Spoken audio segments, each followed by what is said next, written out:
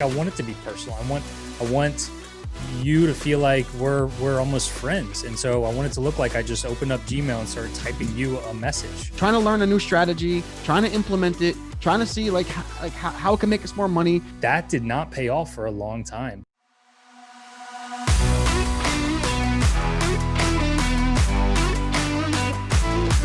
You're listening to E-Commerce Uncensored with Kevin Manel and Jason Caruso.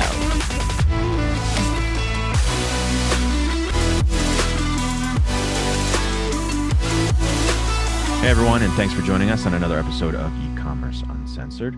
This is episode 199. My name's Kevin Manel, and I'm here with Jason Caruso. Oh, you all right? Yeah, I can't hear myself.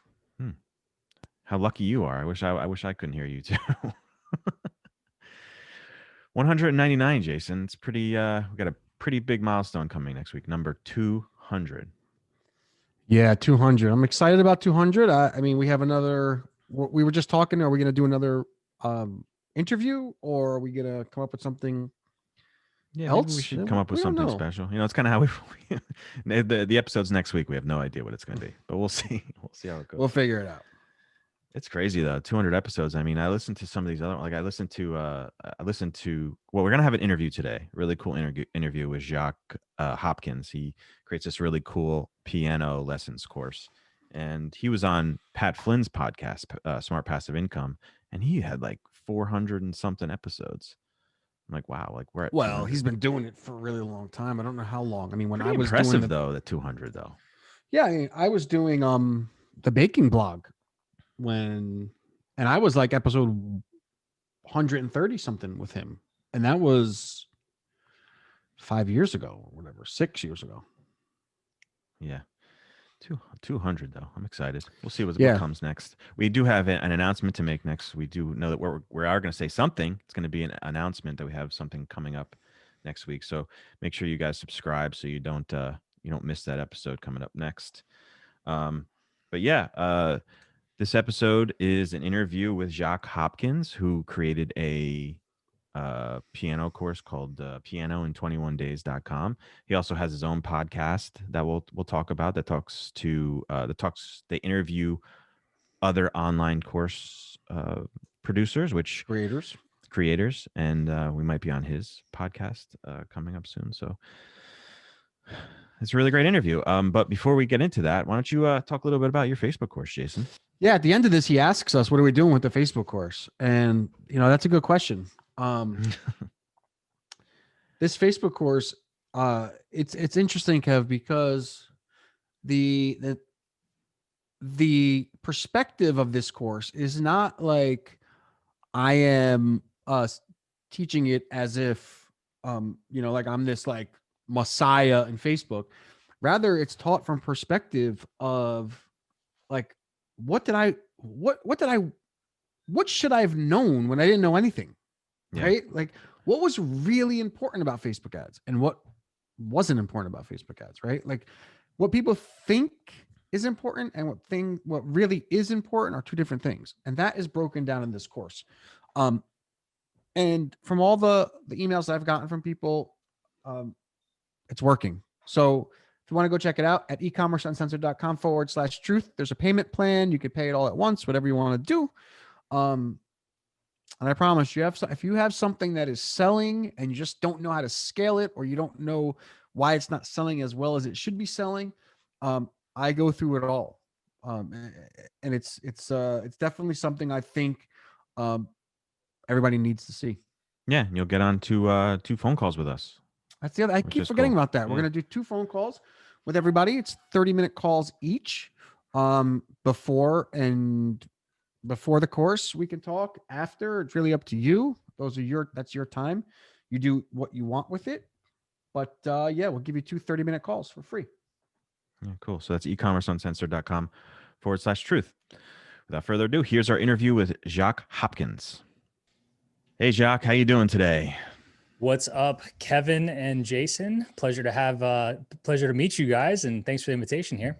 Yeah, it's great to have you, man. So this morning I listened to your podcast on Smart Passive Income with Pat Flynn, and it seems like you have quite a little bit of a backstory to get where you are right now, which is selling these piano lessons. So why don't you just give us like a kind of a brief background of how you started, like where you were at before you did this whole piano lesson thing.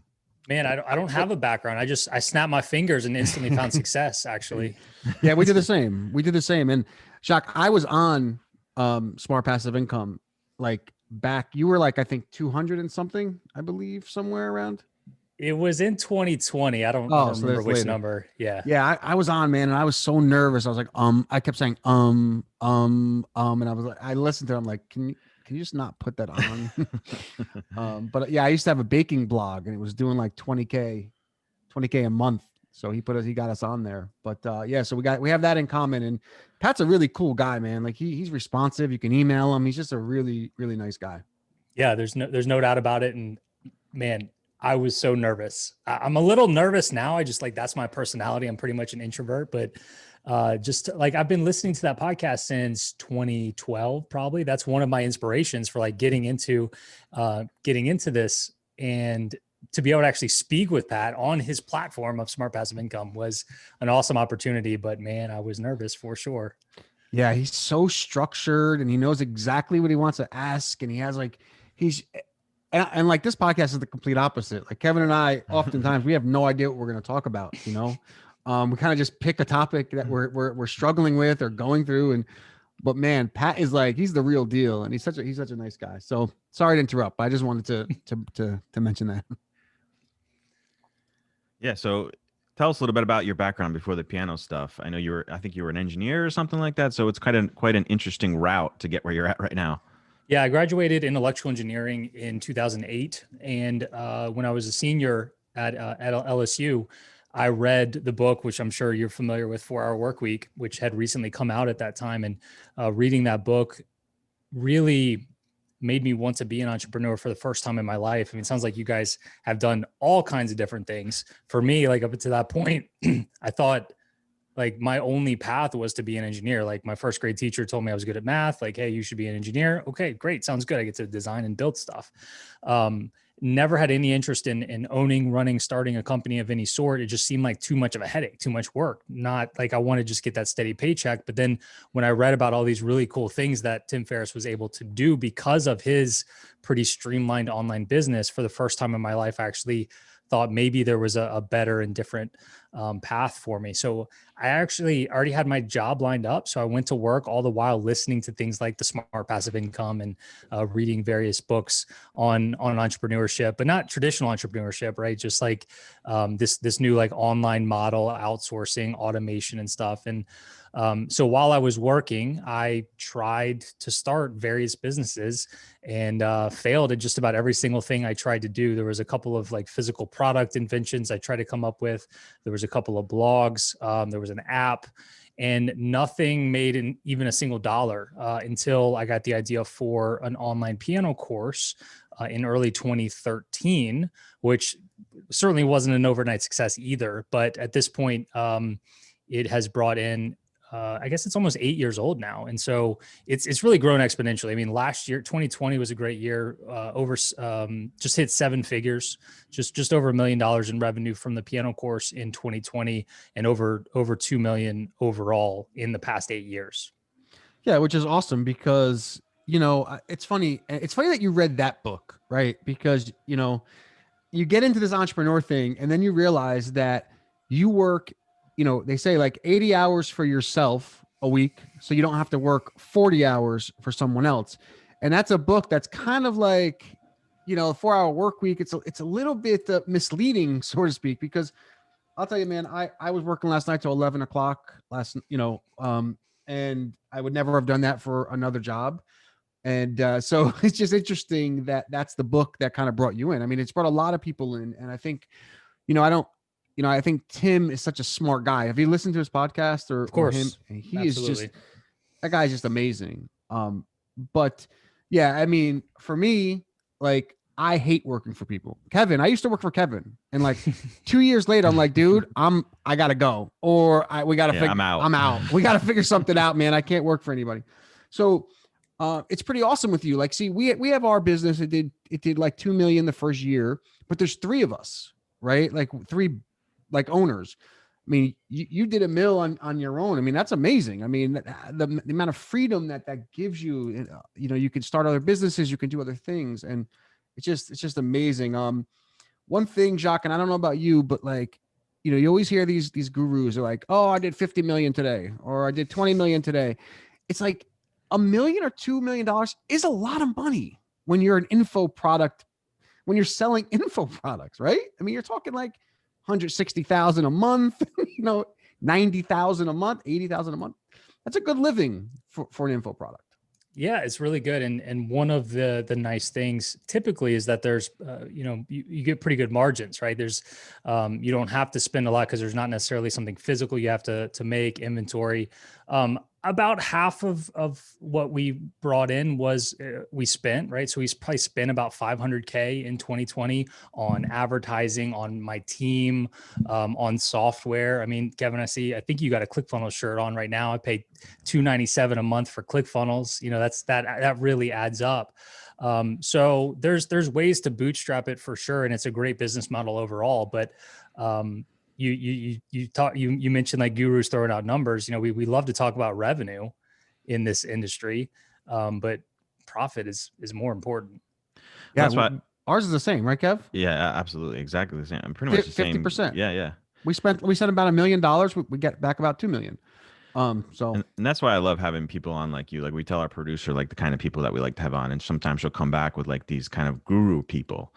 And those are the kind of people who just tell you the numbers, right? And they don't really tell you the struggle that they went through up to that point.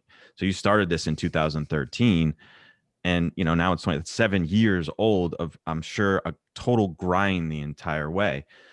Can you tell us a little bit about like how, like what it was like at the beginning, getting started, and what kinds of things you did, and maybe even some failures that you had at the beginning?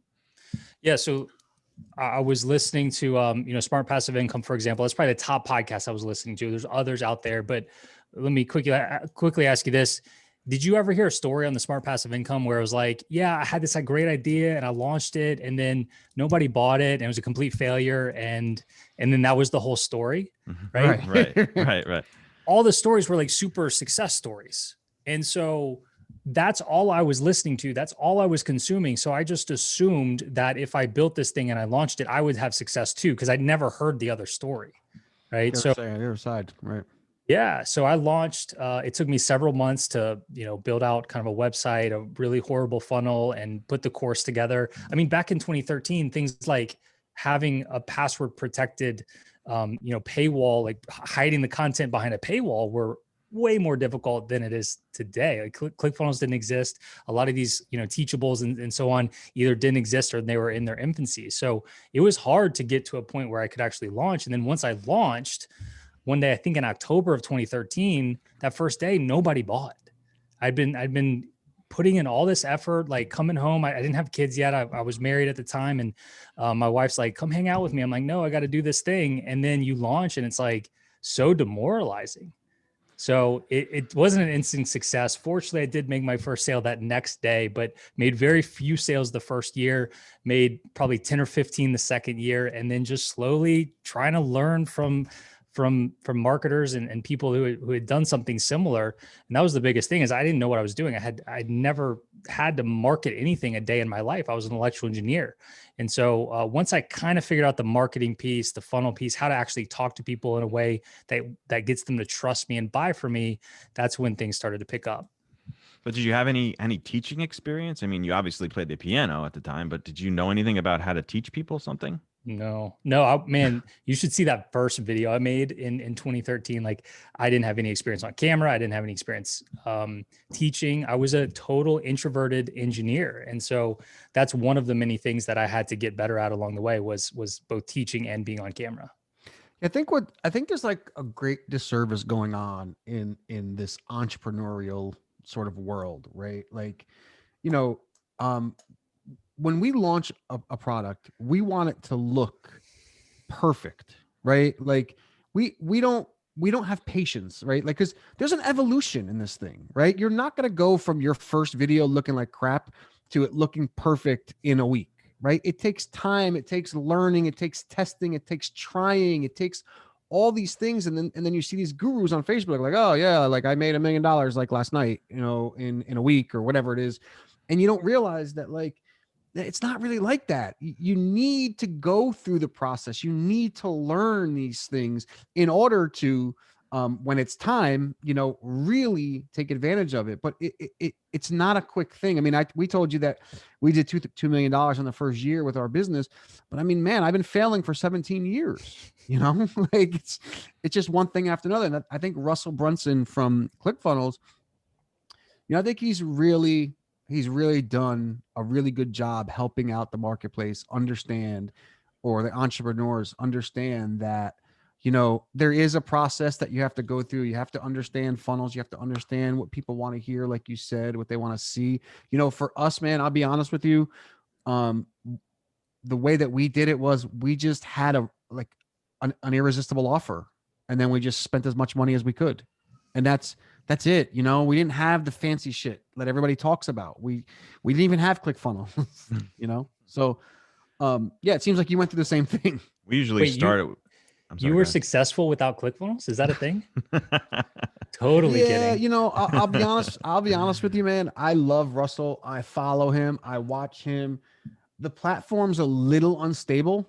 We've used it and like we spend about 5,000 a day right now on Facebook ads. Mm-hmm. And we were spending like a ton of money with one of our clients, and it like went down, and we don't have any control over that, right? Where our own stuff, we have much more control over it. So, there's some tools on the WordPress side that we use. Like there's a really cool tool called Cart Flows, which basically does the same thing as ClickFunnels, only on WordPress. It gives us complete control.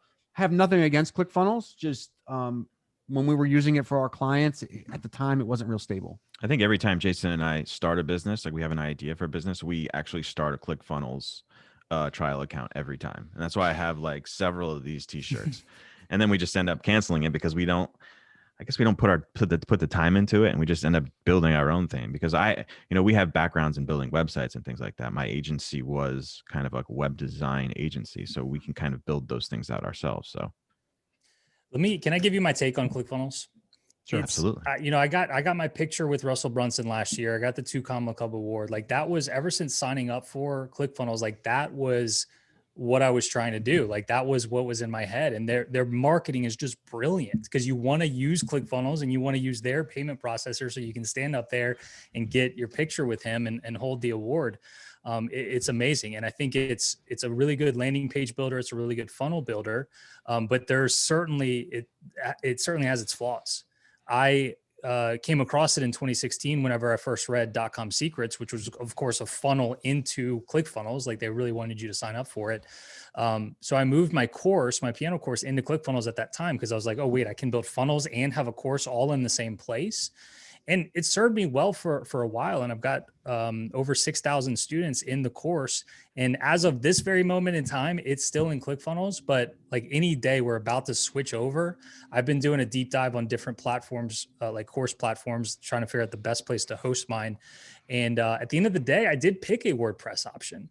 And we're going with like LearnDash and BuddyBoss. And I might even move the funnels over eventually. I did purchase Cart Flows. You mentioned that, and I'm playing with that a little bit. Very stable. It's great. I'm excited about it. And I don't necessarily think the WordPress route is great for beginners, and that's why tools like ClickFunnels exist. And I think they're still a great fit for a lot of people. But I think at this point in time, I'm like slowly getting away from the whole ClickFunnels thing. Yeah, it is really good if you want something that. And I don't want to say easy. ClickFunnels is not really that easy, but it does allow you to connect all the pieces without having to worry too much. And eventually you start growing out of it, like it seems like you're doing.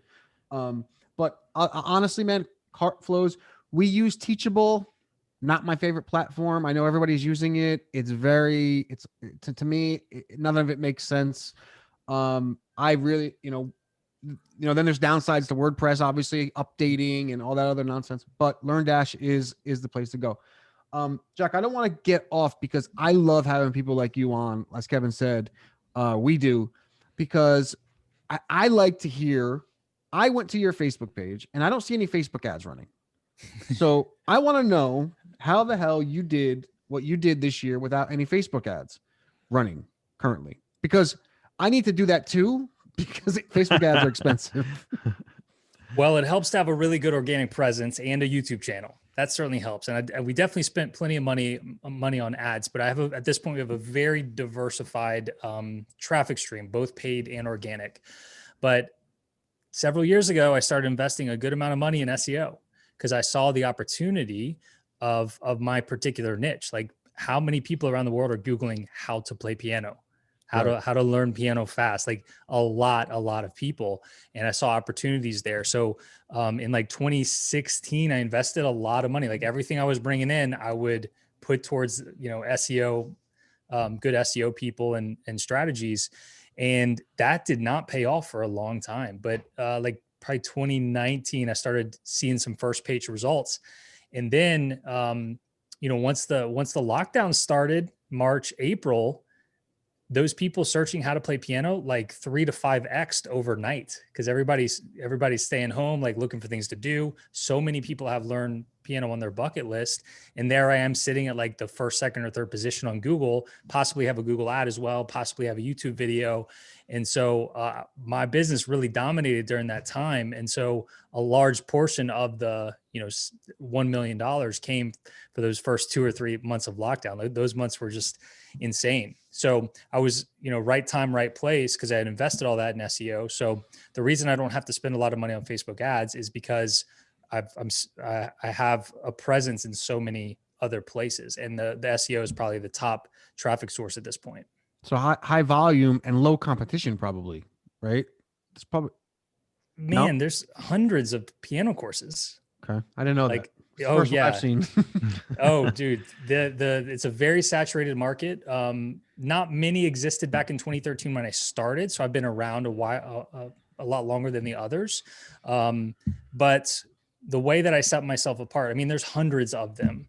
And also piano learning apps. There's a ton of apps out there. Yeah, there's a lot of competition. Ever since I've been following your page, I keep getting the apps. So everybody is doing the app thing. But the one thing, Jacques, because I'm not a huge SEO guy, and the reason is I feel like I don't want Google or anybody else to be able to control my business, right?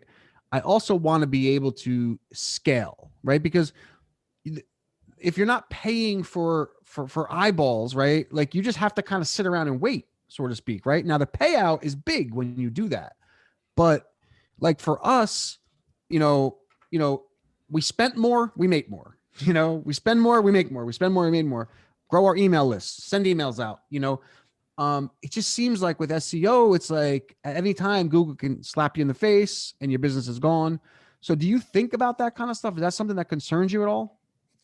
Yeah, which is why I want a lot of different traffic streams. Like if Google just went away or my presence on Google went away, that would certainly be a big hit to my business, but it's not my only traffic source. But then I guess once you lump in Google ads and YouTube ads all into there, that is all Google. So that could be a problem. But I think you have to look at it from, I forget the exact technical terms, but like when you advertise on Facebook, it's like interruptive marketing, right? People aren't actively searching for that thing. Whereas if somebody Googles something, it's kind of like active versus passive. I don't know. You guys probably know the right terminology. Yeah. People aren't on, what's that? Like intent. Yeah, there's intent. There's query based versus interrupt, like you said. But yeah, that's a tough one because like for ours, there's not a lot of people searching for wildlife photography. Exactly. That's what I'm saying. Like you got to really analyze what it is you're selling, and are people actually searching for this? You said that you guys had an irresistible offer, and so you just needed a way to get it in front of a lot of people. For me, I feel like I've also got an irresistible offer, but it's something that people are actively searching for in very, very high volumes. And that's why the first advertising platform I chose was Google Ads, and found success with it pretty immediately. And we spend probably $10,000 or $12,000 a month on ads. It's just not necessarily on Facebook, right? It's Google ads, Bing ads, YouTube ads, but not so much on Facebook. Which makes sense because you get a lot of people searching. Yes. So, right. Which ours is completely different. Yeah, the SEO thing has always, for me, and I've always kind of dabbled in a little bit with the agency as well. Like some clients will come to me, can you do SEO? And I've kind of jumped into it a little bit, but you really have to have a lot of patience for SEO because you, Mm. like you said, you're really not going to see any results from SEO for a year, maybe not even, I don't even know. But what kinds of things did you do consistently, just specifically on the SEO side, that really helped? I know you said you hired a company. What Yeah. kinds of things can you give us some details on the kinds of things they did? Was it just regular content? Was it like optimizing the pages? What kinds of things did they do? Yeah, when I reached out to that company, I didn't have a blog. There was very few pages on my site, and so they started by just doing like weekly, regular blog posts. They would help me write them, and they would reach out for link building. I'm not an SEO guy, so like I don't quite understand it all. But they would do things, and he would come to me. He's like, "Oh, we just got this really awesome link from like Forbes." I'm like, "Okay, cool. That sounds good, but like, am I ranking on the first page yet?" Right. And so I just kind of, that's just like the way I like to work. Sometimes it's to a fault, but I like to find like experts and be like, here's my vision. Like, go make it happen. I want to have as little interaction with this as possible. And so I just let him do his thing. And it took a couple of years to see some first page results. But I knew that once we started getting to the first page, like that was the traffic was going to start being exponential. But one problem in that approach was, as it turns out, this generic SEO firm wasn't so great at writing piano articles. And that's a big piece of this whole thing. So I've got an amazing writer on my team who's been with me for several years now. And even though she doesn't play piano herself, like she knows almost everything about piano because she like helps me with customer support, and she actually writes a lot of the content now and helps me come up with ideas for videos and so on. And so once we switched to her writing the articles and then let the SEO firm do everything else around that, that's what really worked. Like we had one of the search terms we were targeting is how to play piano. And so we had, pianoin21days.com/how to play piano, and we couldn't get it ranking on the first page. Well, we scrapped it. She completely rewrote the article. We launched it within a month. That page was on the first page because, that just goes to show you how important actually good content is for SEO. So, yeah, that's one thing I just want to mention is because you said something that was really important. As entrepreneurs, we like to do everything, Kevin, right? We like to do everything. And you start it and then I'll take over. Right. Exactly. But, the truth is you said you're like, I don't want to get involved. That is, I think, a lesson that every entrepreneur should take and run with. And what I mean is like, we're good. We have our I know that's like a buzzword, superpower in something, right? And this is something Kevin and I struggle with a lot too.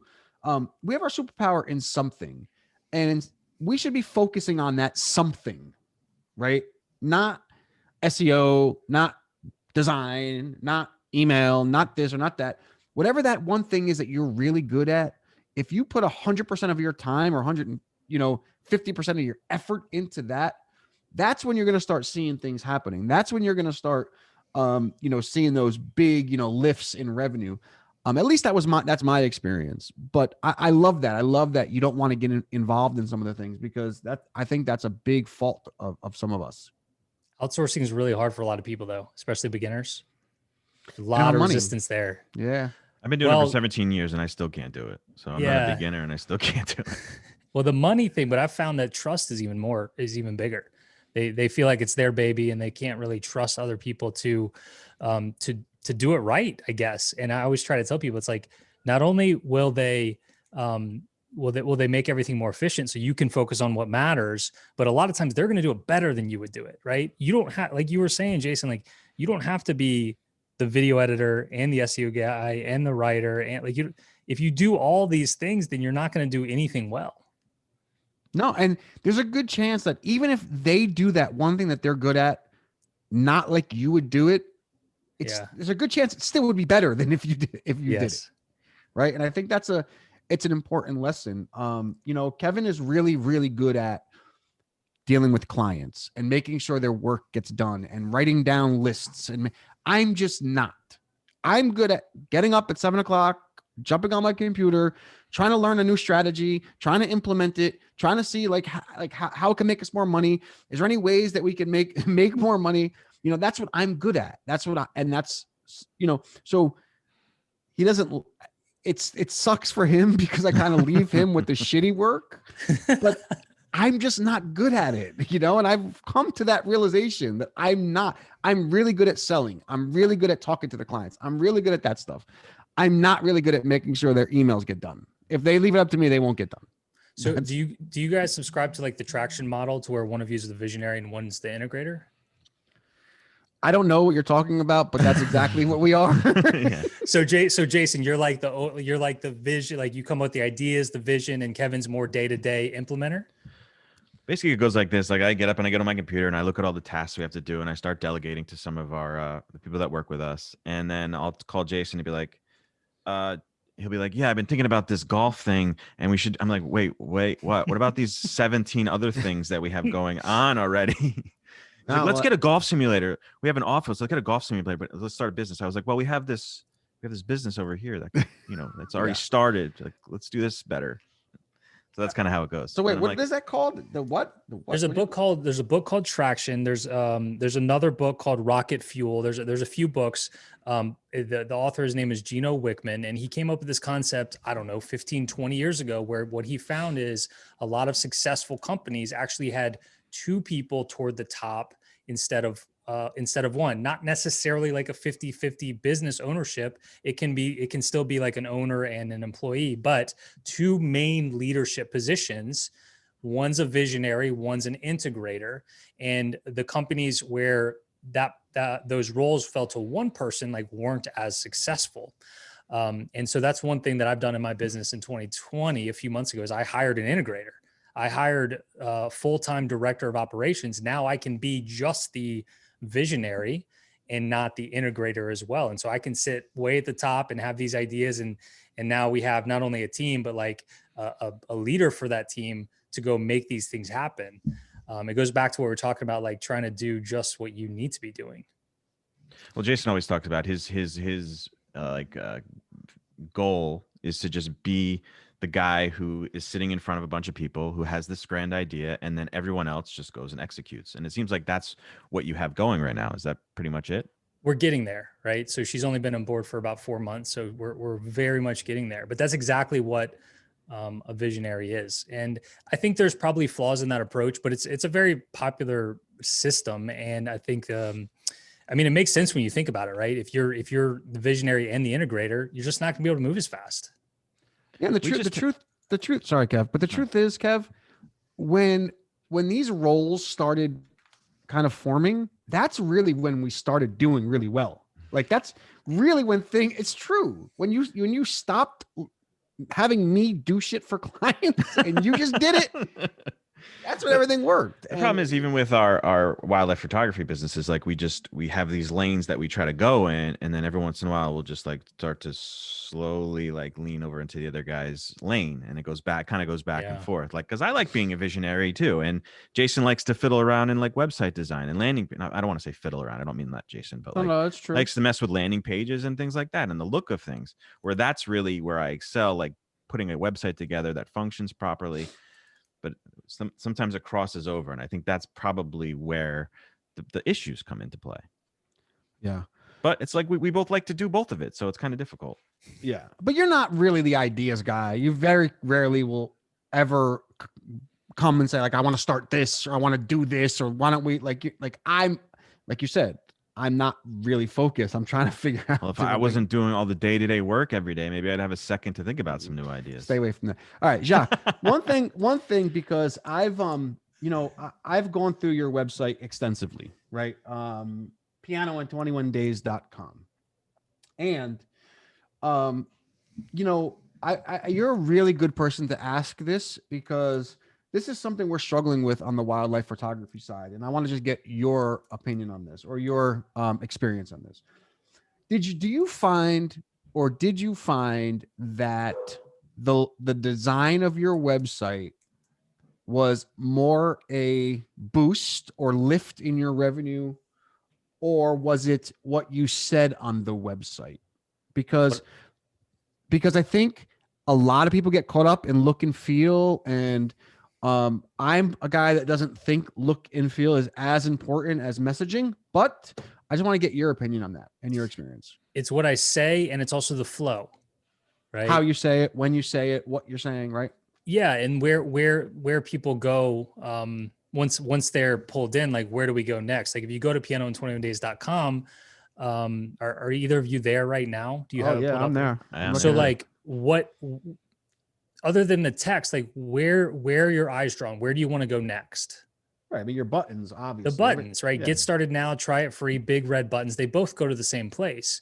Every page is designed that way. So whether it's the testimonials page, about, FAQ, like they all have these big red buttons that's like start now, start for free. And every one of those buttons lands on the same exact page. It's my opt-in page, is the start of the funnel.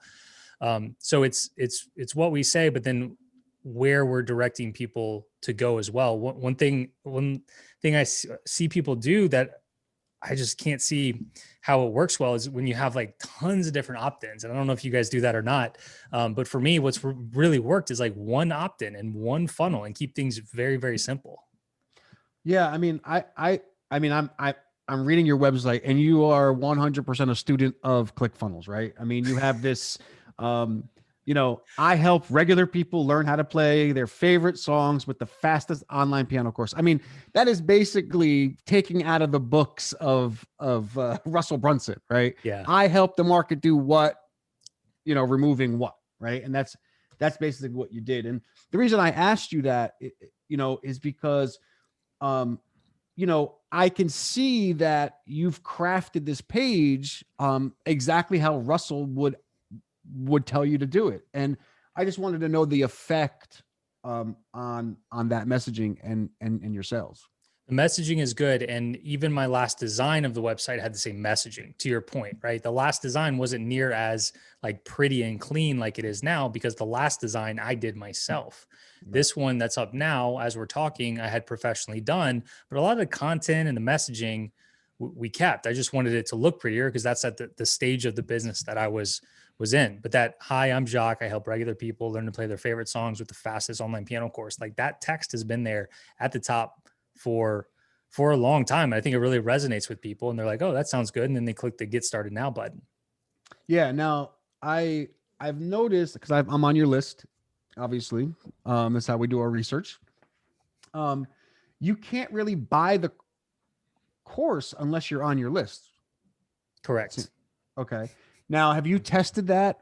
Do you, because that's obviously another Russell thing, a one pager. You give a download and then you bring them into your email. This is something that Kevin and I are trying to work out on our wildlife side, right? Like everything that we've done has basically been, Facebook ads, download a free, journal issue, and then retargeting them on Facebook, and then email. But have you tested like trying to sell straight on the website compared to on your list? I haven't done a typical like split test, but in the history of the business, I have had it to where it was just basically a sales page at pianoin21days.com. And I know that did not work. One of the reasons I do it the way I do is because it is a higher priced product. This is a non-money making niche, right? We're just teaching people to play piano. And my most popular package is $497. And I'm not aware of a piano course that's more than that. The person I learned this from was, you're familiar with David Siteman Garland? Yes, I am. But he's DSG, right? Yeah, DSG. Yeah, he was really big at one time when I first got into the game. I don't know where the hell he went. I don't know either. He's not really around. So what happened is, I think it was 2016 at some point, and I'm listening to Smart Passive Income podcast. Right. And Pat had David Siteman Garland in, and that's probably when he was like at his peak, right? Rise to the top. Yep. Rise to the top. Exactly. Yep. And he had recently come out with his course on courses, create awesome online courses, right? Yep. And then course cats too, like landing page the stuff. software. Yeah. I know exactly. Yep. I have to see what that guy's up to, but I'm listening to this episode, and in this episode, David is walking the audience through, and Pat, exactly what his funnel looks like for his course. And at the time, I hadn't really was making probably $1,000 a month from my piano course. And you go to pianoin21days.com. It was just a sales page, not a very good video, some copy, and then you could buy now. And David was talking about how he didn't allow people to buy on his website. And instead he had this funnel, and it was basically a product launch formula funnel. And he walked you through on that episode exactly how to set that up, what emails to send when. Before I started that episode, like I didn't even know what a funnel was. Right. Like that was, I mentioned I didn't have any background in marketing. So he was finding success with that approach. So I listened to that episode 3 or 4 times and implemented things exactly like he was saying to do. I did my pre-launch videos. I went into his funnel and looked at some of the copy of his emails. And so when I switched from just sales page, making about $1,000 a month, same course, same traffic, put in this funnel, $10,000 a month, like 10x pretty much overnight doing that. And so I've never really looked back. I'm like, wow, clearly this is a better approach. And that's kind of why it is the way it is today. He was the first person that taught me about opening a cart and closing a cart with expiring links. And he was the one that I first learned the concept about. He said, look, you can open and close a cart and not lie that it's just for the person who's seeing it. He's like, for that person, it's opening, and for that person, it's closing.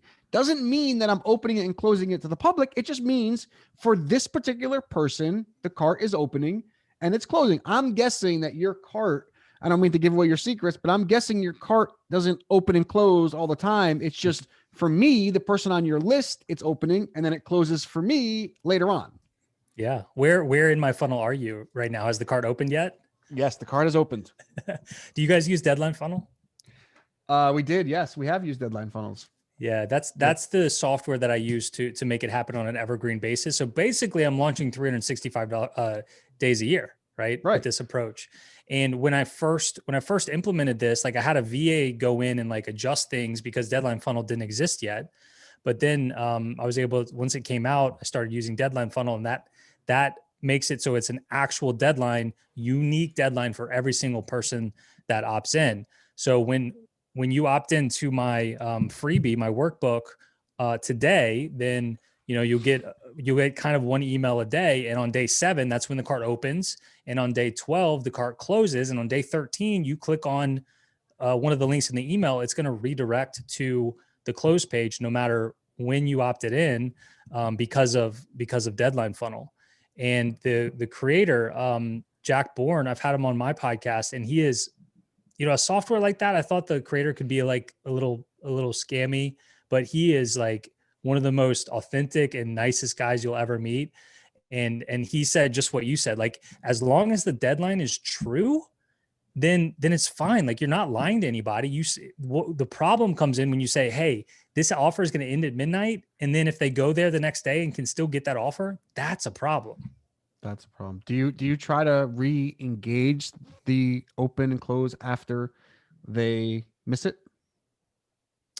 Like immediately? What are you talking about? No, like how do you then open it again for them? Because you don't want to just lose these people. No, you don't really. I mean, I don't know what you think, but ideally somebody's going through my evergreen funnel. It takes a couple of weeks. I want them to either buy or unsubscribe. Is that fair to say? Yeah, we go back and forth on like that because we, our follow-up email sequence on this is like 14 days or something. And we're like, let's close it at the end of that. Like, let's say, okay, either stay in or you're not getting any more emails for us. But then we look at some of the analytics and we're like, well, people are buying from last year. Mm-hmm. Like that could be a thing too. So we're concerned about losing those people who kind of stick around and just need more pushing and need more information and things like that. The other thing, man, that works. Sorry, go ahead. No, I've got the answer. I can tell you what I do. I'm not saying that everybody does buy or unsubscribe. The ones that stick around, I have a very dialed in process that I'd be happy to share with you. Before you do, I definitely want to hear that for sure. But we've gotten a lot of we found that like when we like periodically send out like, hey, you missed this last offer, so don't miss this one again. I mean, this is actually several months later. We're opening up this product at 50% off for 48 hours. Boom. And then we close it. we're finding like that has been like killing it for us. We're like, we just did that. Like Kevin and I'll just sit here and like say, ah, shit, what are we going to do? And we just did this like offer for this mastering light book that we have. We had like 400 orders in like a day, just like opening it up to people and just saying, look, you missed it already once. Don't miss it again. So I want to hear your, cause I'm writing all this shit down. Yeah. Just, so you're just providing that example of FOMO. Do you ever, one thing you could do, and maybe you're doing this, is like provide screenshots from people when they're like, hey, I know the deadline was yesterday, but can I get in today? And if you say like, no, the deadline was yesterday, like you could screenshot that and then use that in your next email. Be like, hey, don't be like John who missed out. Like this is the opportunity. Yeah, we haven't done that. To be honest with you, man, like going from like 0 to 2 million in like 12 months, there is like a lot of shit we weren't ready for, right? Like customer service, like just stuff that it just eats your time. We finally got someone doing customer service and she's like doing a really good job.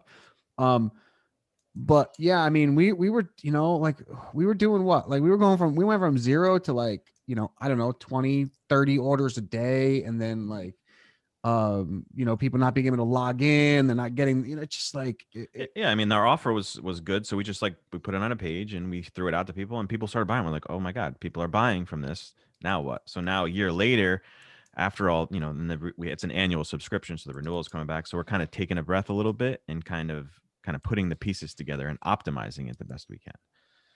So it's not, so like courses and memberships aren't truly a passive income stream. Well, that's, we were just saying that we were on the phone with our partner yesterday, and we were just like, yeah, this, when we first started this, we really were hoping this was just going to be like a passive income stream, and we wouldn't have to think about it too much, and it'd just be bringing us income. And we just, it's not a real thing. I think that's what we've realized. I don't know how it is for you. No, but the nice thing is that we can get up at 12 o'clock in the afternoon and go hit golf balls if we want to. Yeah. Right? Make our own schedules of things, but you still have to work at it day in and day out for sure. Yeah. I mean, you got to have just the right systems in place and really dialed in to get it as close as possible to passive income. It sounds like you guys scaled that really, really fast without having all the systems in place, but now you can look at it and try to put as many of the systems in place that you can. We had no systems in place. We started running ads, and all we had to do was figure out how to acquire a customer for less than the cart value, right? Less than what we get from each customer, right? So we started running these ads, and we were like, everything I've ever like seen or heard or learned about is like acquiring customers about like $100, like that's kind of like the average number you hear. And we were acquiring customers for like $30. And I was like staring at something like this can't be right. We'll just spend a little bit more money. It stayed at like $30, like $32. I'm like, holy shit. That's it. We got to go. And like, I saw this like $30 cost of acquisition, and I just started spending more. Now, like, Kevin, don't look at the credit card statements. Don't worry about it. I got it. We spent $100, like we were like $80,000 a month on Facebook ads. Right. But as long as we were getting that acquisition for less than we were, getting from the cart, it was all good. You're going to be profitable. Right.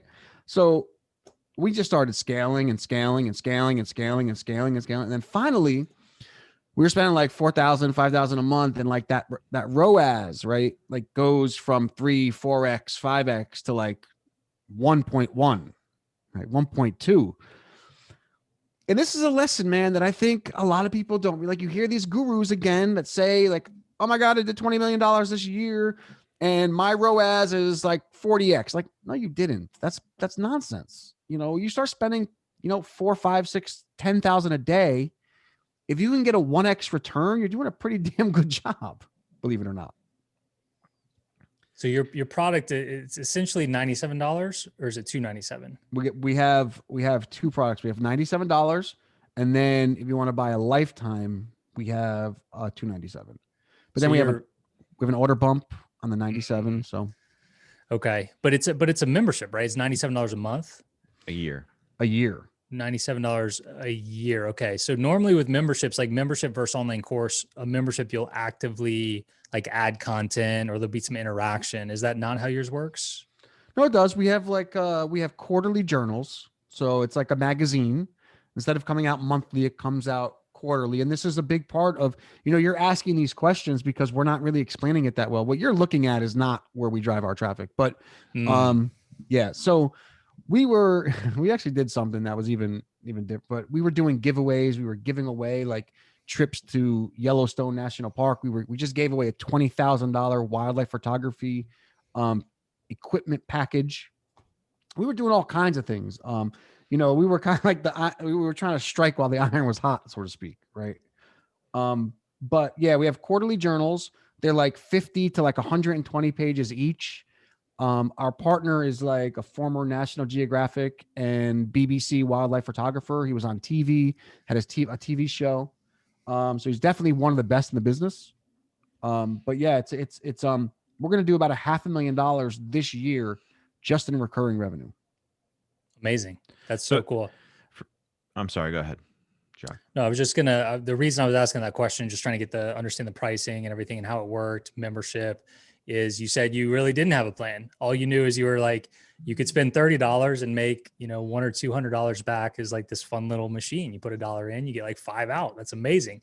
But then, you've got fulfillment, right? And I'm big on fulfillment. Like I want to treat my customers like in a world-class way. Not that you're not, but you got to have systems in place for after the sale as well.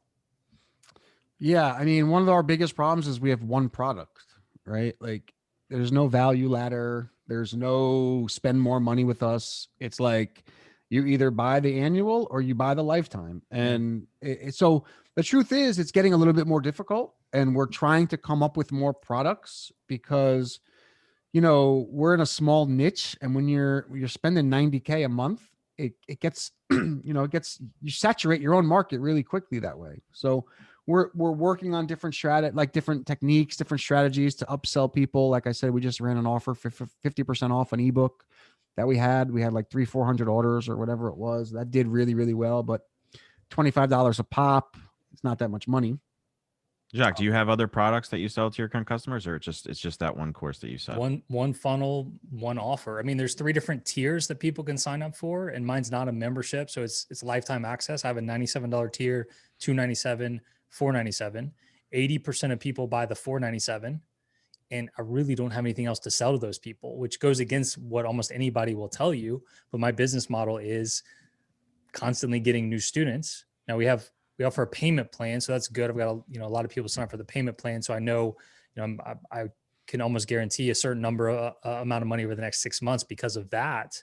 But it's basically one product, and there is power in the simplicity of that. There is. The thing is, you probably can double your revenue right now by selling to the people who already love you, who have already purchased. Yeah. Yes, double. Yeah. So I'm working on 2 new courses right now. One's called Jazz, Blues, and Cocktail Piano in 21 days, and Classical and Sheet Music in 21 days, which are 2 forms of piano that I don't teach in the main Piano in 21 days course. Originally, I was going to offer those as a bonus in the top end package, which the top end package already has a lot of bonuses. That's why so many people go for it. But now I'm thinking more of upsells. Like once somebody, it could be an order bump. And then if they don't take me up on that, it can be available for them to purchase inside the course. It's a little scary for me because the current business model has worked. Like one course, one funnel, it's been working. But to your point, like those are the people that I guess love me most. And so they're most willing to continue to buy things from me. I think are you muted, Jason? Yeah, my dog was barking. Sorry, somebody came to the door. We do this thing that I don't know if you want to do it, but this is what we do, and it works really well. So we send out an email.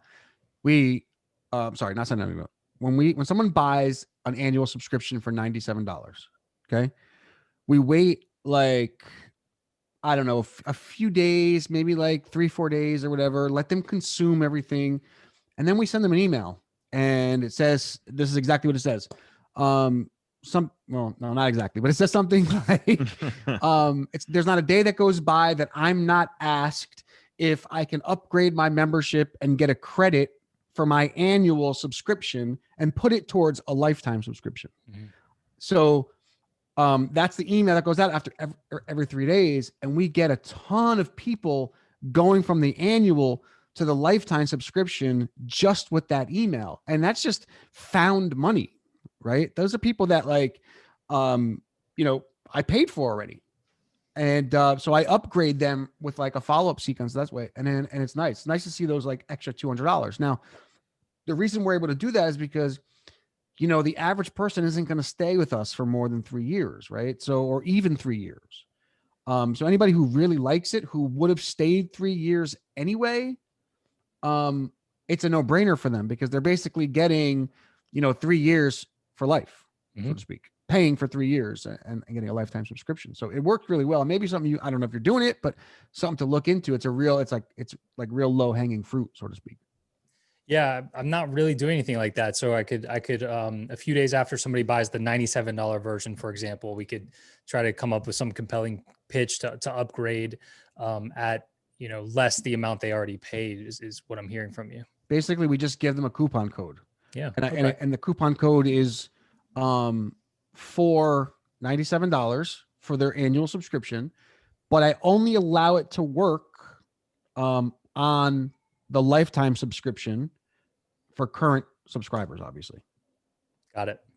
And it works well. It works really well. Our partner was like, "What's this $200 orders coming in all the time?" Like, dude, like, relax. Go take some pictures, buddy. We love you. He's really good.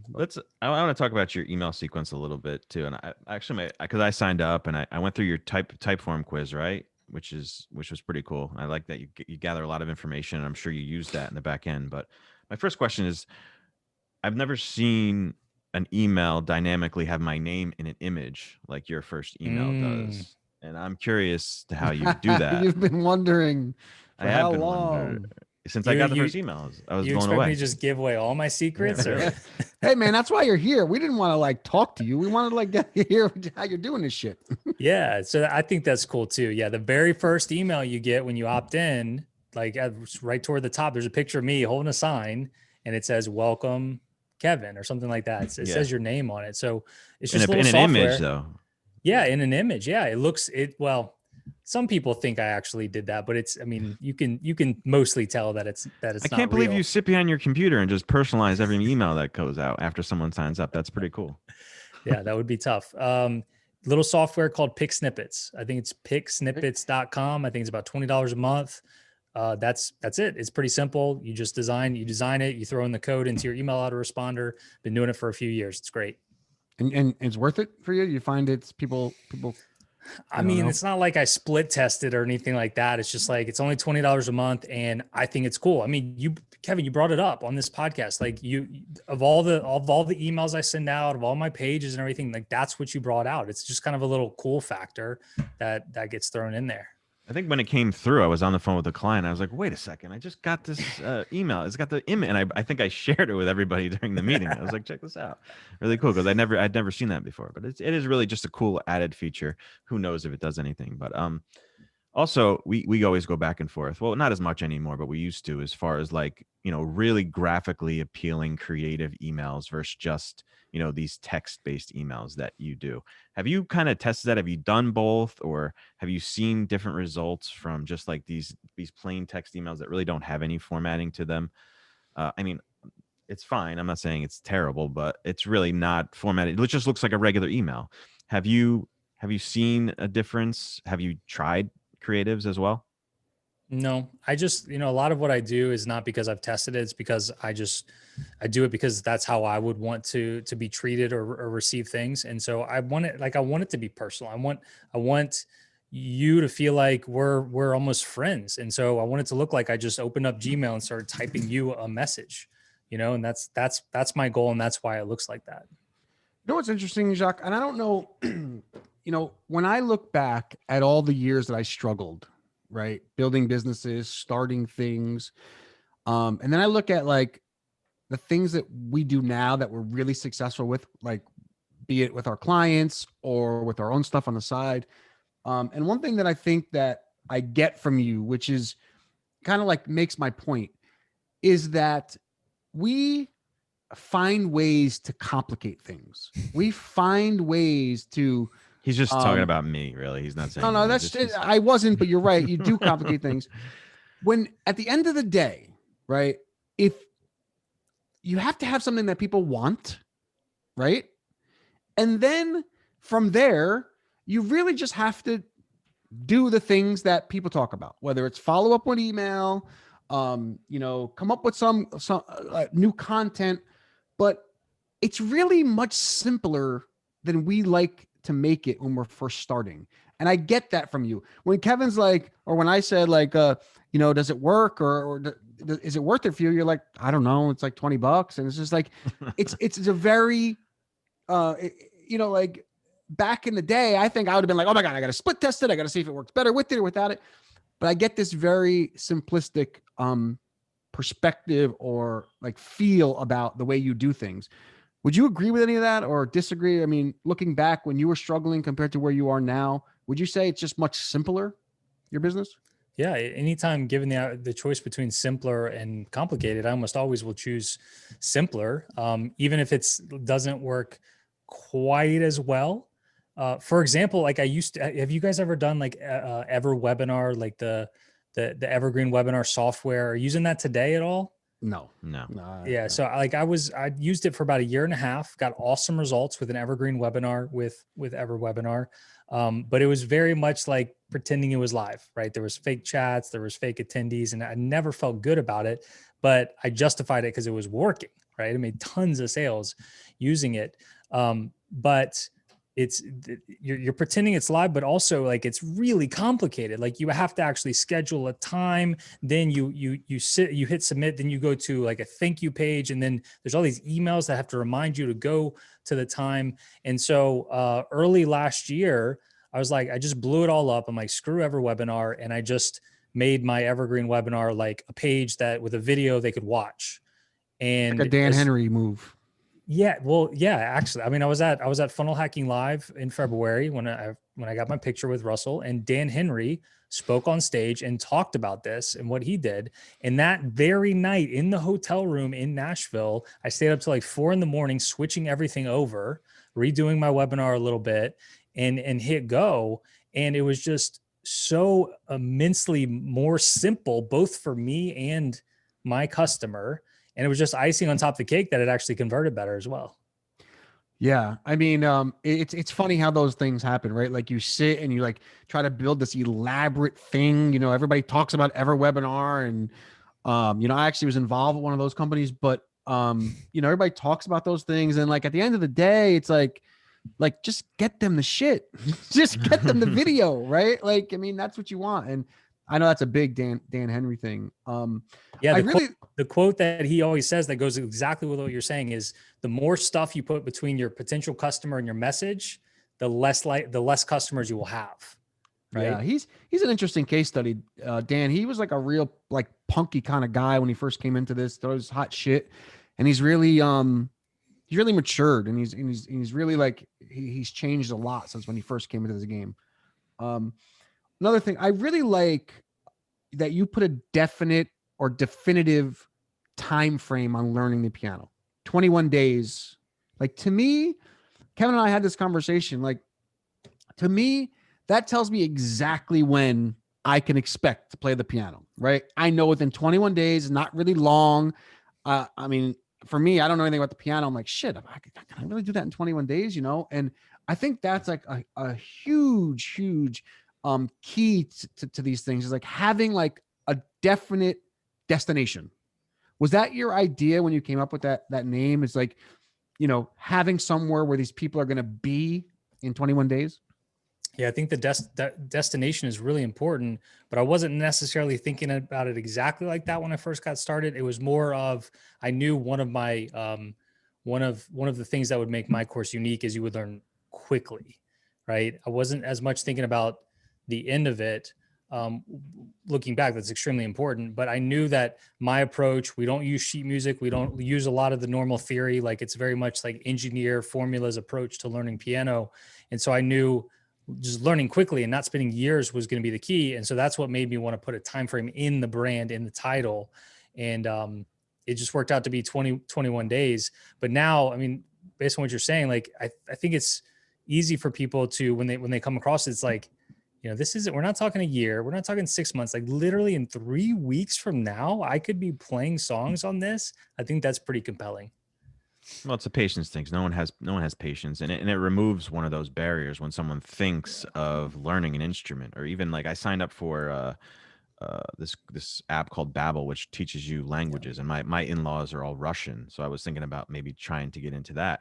And they make it very easy to get involved. Like, how many minutes can you spend a day? Because that's all you need. However many minutes you have, that's how many minutes it'll take. But when you have a set point in time where you can say, well, you're going to be a better piano player at this point, it's like, okay, that's reasonable. That makes sense. It kind of takes that barrier away. And I think that's a big part of getting people over that hurdle of actually signing up. So I really like that as well, Jason. Yeah, I mean, I was Kevin and I don't know if you're a golfer, Jacques, but I'm a golfer, and I used to be a PGA teaching professional, and so I'm like, we bought a simulator for the office, and I'm thinking about coming up with a course like to teach people how to break 80. You know, that's like a big thing, right? And I wanted to come up with a time frame. I wanted to say like, you know, learn like you know, I teach, you know, mid-handicap golfers how to break 80 in 30 days or something like that. And I have an interesting story on that we're not going to get into, but I like that that time that like when you know you're going to be there. And I think that works really well. And I think that's probably, you know, piano seems complicated to me, but if I can learn in 21 days, oh man, that's awesome.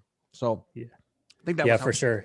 By the way, I do play golf, but I've never shot under 80. And so I would love to maybe beta test your course or something. Well, let me tell you something. So we, the reason I haven't done it yet is because we haven't gotten our simulator, and in New York, you know, it's 30 degrees, 25 degrees outside. So I can't really do it. I can do it because a lot of what I'm going to teach is actually just inside, but it will be helpful if we had the simulator. So, but I will keep you in mind because I will need some people to test it. Where do you shoot right now? Last time I played, I shot 107, but I don't play much anymore. I was on the golf team in high school and would shoot 80s every time and never broke below that. And since then I play 3 or 4 times a year. And most recently 107, but I'm trying to get back into it now. But man, if I could ever shoot in the 70s, that would just be amazing. Yeah. So it's interesting because, I started building a little email list, and most people on there is like breaking 80 is like the thing, you know? And I don't play that much. This year I did because of COVID, and I had hip surgery, so it's been difficult. But I play, you know, maybe once a week. I don't really practice, but I have this formula that like helped me pass the playing ability test for the PGA. And basically a lot of it is just sitting in my house, you know, swinging a golf club. You can ask Kevin when we're in the office. I have a golf club in my hand literally 100% of the time. And he thinks I'm playing, but what I'm really doing is I have a formula that allows me to like change my swing and allows me to make these improvements, and it allows me to actually see the improvements on the course. It's not just like it works while I'm on the driving range. It's like when I get there, it works. So, you know, I shoot, you know, it depends. Really, I could go from 70 to, you know, 75, 9, you know, but I'm usually in the 70s pretty much. And I think defining that audience is going to be so important. I think that you've done that because for me, like we were talking about the other day, is like I shoot in the 90s, and for him to come and tell me I'm going to shoot in the 80s, that kind of seems like too far in the future. But that's not necessarily our starting audience. You know, we're looking for people maybe in the mid 80s regularly that's going to break 80. So I feel like for you too, it's like, and tell me if I'm wrong, you're probably mostly going towards beginners, right? That really have no experience with the piano. And when they see that 21 days, wow, that's awesome. I'm going to jump on that, which I think I might actually, because I'd really love to learn how to play the piano. I think it'd be cool. But so you're close. You're very close. I'm very close. The top type of person that signs up, 60 years old, took piano lessons when they were a kid for a couple of years, hadn't touched one since then, always regretted not actually learning how to play, but at the same time don't want to spend years learning how to play and go through those same types of lessons. Well, the 60 plus, but I don't really have that many years to I didn't want to say it. So we're running out of time here, and I didn't think we were going to take this long, but I feel like you're kind of exactly who we like to have on this podcast, because you kind of went through the struggles, you kind of worked at it, you tried things, and you kind of honed it. But I have a question for you that what are you doing? Like, is this your main business? Are you doing anything else? Are you taking what you learned with this and maybe trying to help other people? What are you up to now, Jacques? So playing and teaching piano is not necessarily what I'm most passionate about in this life. I mentioned that I had several failed businesses before I made this one work. So it's not like this was my first idea or anything. It's just everything kind of came together because I'm very left brain, analytical engineer. And I struggled with my childhood piano lessons. And because I'm that type of person, like, I didn't quit. I just kind of figured out a different way to play that worked better for more left brain people. And so I'm just like, I don't necessarily want to be like a piano teacher or a piano guy, like that be my main thing. I struggled with this business for so long and had to learn so much about marketing and online business and how to run an online course business. That's what I became most passionate about. And so what I did with that was I launched a podcast in 2017, I believe. And I just called it the Online Course Show. And it's kind of the podcast I wish I would have had when I was going through all this. Like, it's 100% focused on online courses, and most episodes I'm interviewing another course creator, and we just look for takeaways for the audience that they can apply to their business. Since I've launched kind of a membership, I just figured a course on courses was too meta. There's too many of those. So it's a membership on courses. And so I split my time pretty evenly these days between the piano side and it's called the Online Course Guy. So the onlinecourseguy.com. And the podcast is the Online Course Show. Certainly bring in more revenue on the piano side. I don't know that it's going to be like that forever. But I'm having a lot of fun with it. That's what I do. I split my time between them, and my plan is to literally do that for the next 40 years. You guys are always coming up with new things, like a golf course and all that. Like I'm good. Like, I don't need another thing. I'm good with my career path now. Yeah. I mean, we just, the tricky part with our like right now with our situation is that we don't have any control over the content. Our partner basically has to deliver it to us. Right. And he has a lot of stuff going on. So it's, creating a video in wildlife, it takes a lot. I mean, it's hours and hours and hours of shit. And, I just get that feeling like, I want to take my own, I want to like take our success, and just be responsible for it, so to speak. Right. Like, I don't want to put it on his shoulders. We have a really good relationship with him. He's a really good guy. But at the end of the day, if he gets hit by a bus, our business is gone. Right. Yeah. And wildlife photography isn't necessarily our passion. So like the stuff we're putting out isn't from us necessarily. The messaging isn't necessarily from us all the time. So for you, I'm not saying you said piano is not your passion, but it was something that you knew. It was something that you were familiar with. With us, it's just we're kind of regurgitating the stuff from him. So to find that thing on our own passion will just, I feel like it'll just feel different when it comes down to it. Yeah. But for me, that's golf. Still getting there. Yeah. I mean, when I play golf too, I mean, I'm not passionate as Jason. And when he says he only plays once a week, I'm like, well, I play, once every month. Yeah. I was only saying that because, people think to shoot in the 70s, you have to play 5 times a week and you have to practice every day. And, most instructors will tell you that, but I found a way to do it much faster and not, you don't have to put a lot of time in. I mean, you have to do some things around the house, but at the end of the day, most golfers are swinging golf clubs at home anyway. So, I love it. And I'm not passionate about piano. I mean, I'm honored to be able to make a living doing this. There's far better pianists and piano teachers out there. I mean, a lot of people are like shocked at how like not great at playing piano I actually am. It's just, everything just kind of aligned. And that's actually one of the reasons people want to learn from me, is that they can relate to me and I'm not that great. They're like, oh, maybe I could do that in 21 days from now, you know?